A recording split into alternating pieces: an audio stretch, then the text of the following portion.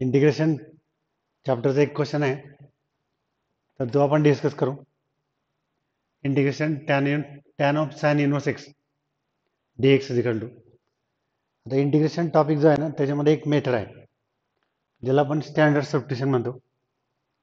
तर त्या मेथडचं हे एक्झाम्पल आहे. कसं सॉल्व करायचं आपण बघू. याला असं घेतो मी, I equals to tan of sine inverse X. तर आपण सबस्टिट्यूशन करू. t is equal to sin inverse x. t equals to sin inverse x. त्याला इकडे शिफ्ट करतो. sin t is equal to x. sin t equals to x. sin inverse ला shift करतो इकडे. sin t होते. Derivative काढतो. sin t चं derivative cos t into dt is equal to dx.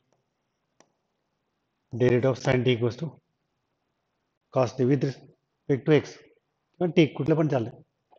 हा सबस्टिट्यूशनचा पार्ट झाला. आता प्रॉब्लेम मध्ये आपण ठेवू tan sin inverse x is equal to t.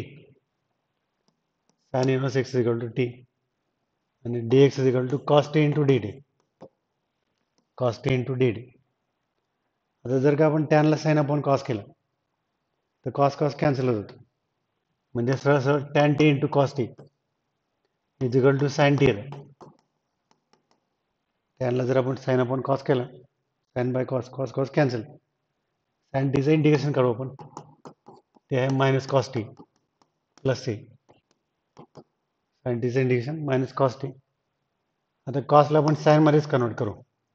Cos t is equal to under root 1 minus sine square t plus C. कारण की sine टीची value आपल्याकडे आहे x. Sine t is equal to x आहे minus under root 1 minus x square plus C. तर असं त्याचा answer येतं minus under root 1 minus x square plus C. ऑप्शनमध्ये आहे आपल्याकडं हे second option, minus under root 1 minus x square plus C. तर अशा पद्धतीनं आपण हे कंप्लीट केलं.